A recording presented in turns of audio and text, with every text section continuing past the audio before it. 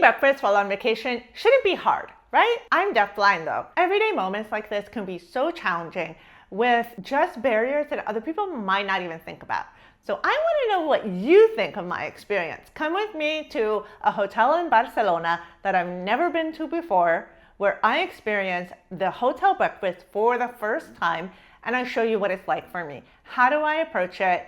Yes, it's a buffet, so that's one aspect of it that I talk about, and you're gonna see what works and what doesn't work for me. And spoiler alert, I am not a morning person, so it was very courageous to film this video first thing in the morning. We're at a hotel in Barcelona. They have a buffet breakfast.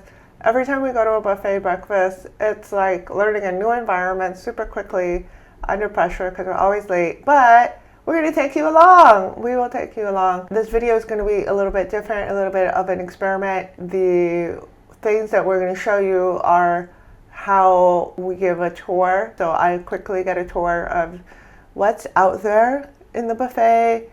And it can be stressful because there are people around as well. And then I will usually start with tea. Then my partner will get me things and make my plate, especially if it's a really big buffet. I don't typically make my own plate. We work it out, and I think that getting oriented and getting to know an environment is a skill that anybody can use. So I hope you find it interesting. Let's go downstairs. Okay, there's a lot of obstacles in the hallway, which is surprising me. This is like right as soon as we got into the hallway. Okay. I'm always excited for food. I like to have eggs in the morning.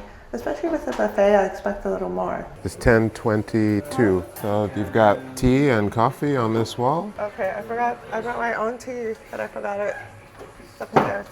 You've got juice here, orange and piña. Where is the juice? Orange juice, piña, water. Okay. There's a microwave, butter, milk. Oat milk is in the middle. Butter. Fruit here. Fruit of, this is like canned fruit on the top. I don't know what that one is. I don't know what that one is on the right. Pineapple. That's fine. Oh, okay. Watermelon. I don't know the name of this fruit, but it's local. Things for pan con tomate y atún. Atún. Wow. Cheese here, meat, more cheese. These are both, this is a fresh cheese. This is, I don't know, quesitos. Dress all of this, vinegar, salt, blah, blah. Oh, for salad. Yeah, you have a salad here. You have some scrambled eggs, baked beans on the left, and tortilla here, which is a little overcooked. Oh, tortilla. Okay. On the back is baked beans. Okay. Yep. You have cubiertos here on the second shelf. You have miel, different sauces, more tea here. There's bowls for the cereal here. Okay. You have pastries and cereal. You have bread down here that you can toast in those toasters if you choose. Okay. There's a circle. I think it's here. What do I want? I want Americano, and then I add the milk to it. Is that right? There's no failure with this. It's all results that you're able to learn from.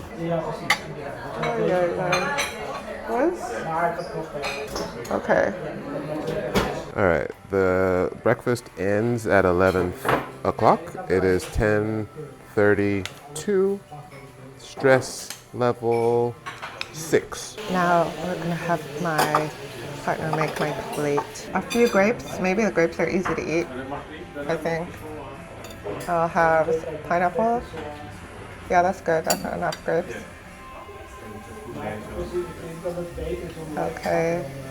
1 or 2 of those. Okay. I don't know. Maybe I'll try the melon. I'm just looking for easy things. 2 pieces of melon. I'll have this one and I'll have this one. Okay. 2 of those is fine. Let's do these olives. Only the green ones. All right. I'll take some cucumber. And I'll take some green and red pepper, and that's the salad. 11 is just olive oil and vinegar. My last things that I could eat, I don't know if there's time, but if you're making a toast for yourself, I'll have 1 piece of bread with the tomato on top. I think this one looks healthy. What do you think? Does that look like the most healthy bread without labels. I have no idea what flavors any of this is. All right, I'm gonna sit down and start working on this because I'm also a slow eater. Ha ha ha ha ha ha.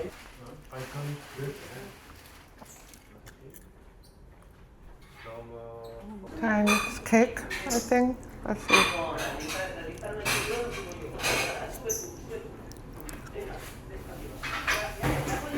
I think it's pineapple. Maybe it has nuts. To clarify, if I had to pick between the two cakes, pineapple wins. What is your favorite breakfast food? Some places around the world have really, really different foods for breakfast. Like when I went to Seoul, South Korea, they were eating savory soups and rice for breakfast, and I embraced it. I loved it.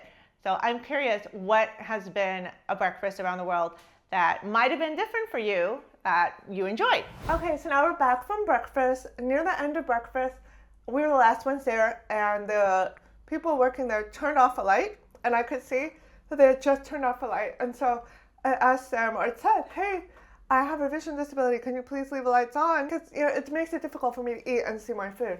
But there was I don't know, it wasn't really a miscommunication. Like, as soon as I said I had a vision disability, she grabbed my cane. I don't know what she was doing with it. I couldn't see. What was she doing with it? It wasn't because of what you said. It was because she moved it and she didn't realize what it was. So she went to pick it up and put it on the table. Oh, I thought she was trying to put it on the table. And I was like, what's going on? Everything happened super quickly. My partner was like, no, what do you, anytime someone touches my cane, I'm like, what are you doing?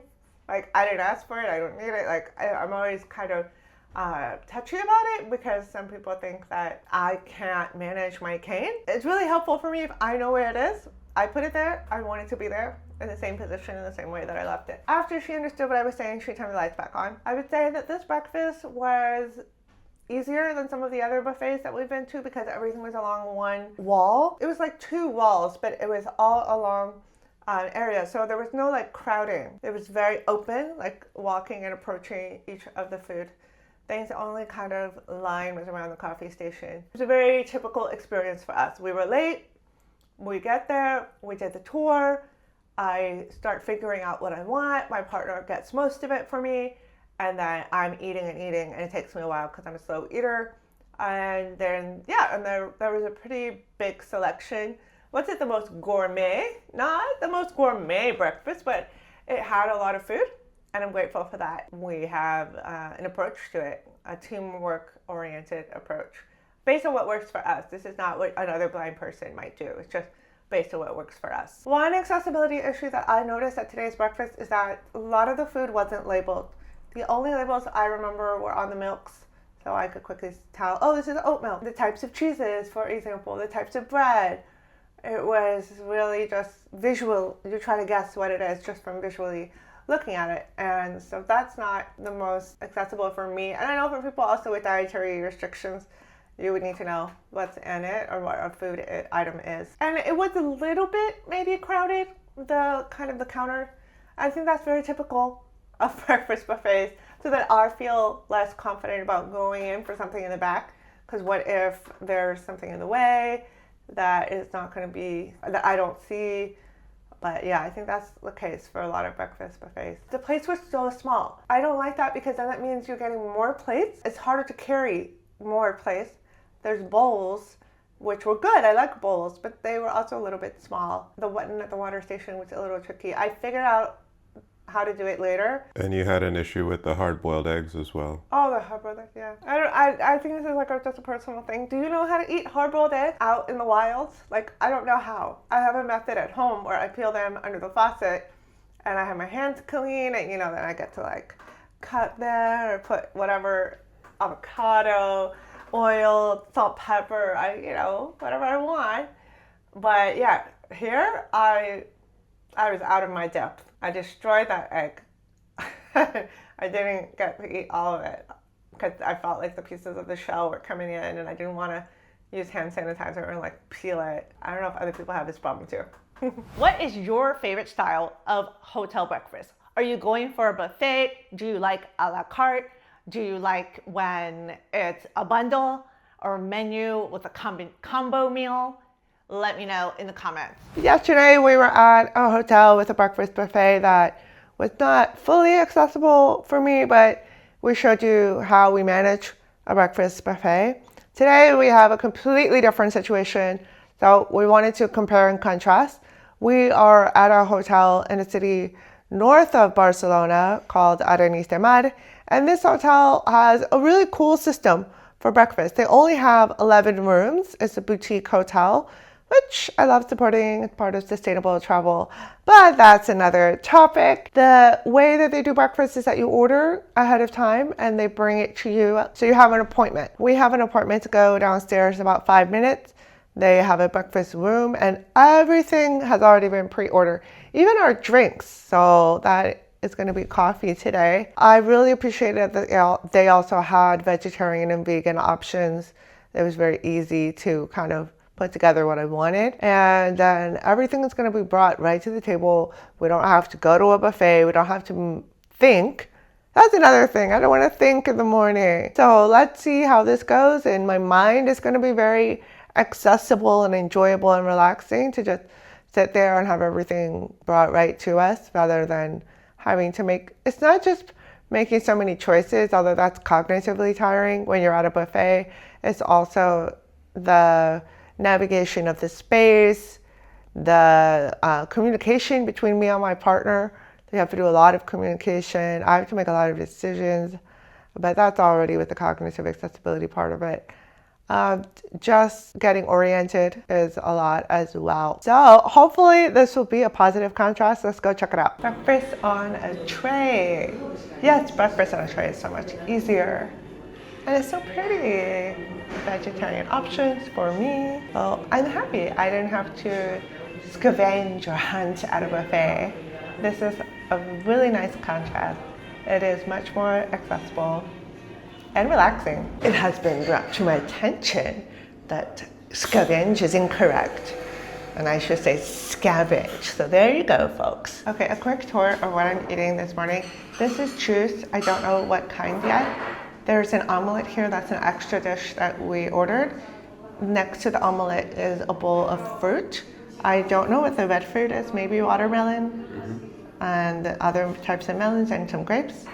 Over behind this is 2 toasts, and they're pretty thick bread with seeds on it, and then hard-boiled eggs, tomato, and I don't know, I think, oh yeah, guacamole. There's like an avocado base. Here is a bowl of oatmeal. I thought it was going to be oatmeal, but it's actually like more of a granola situation.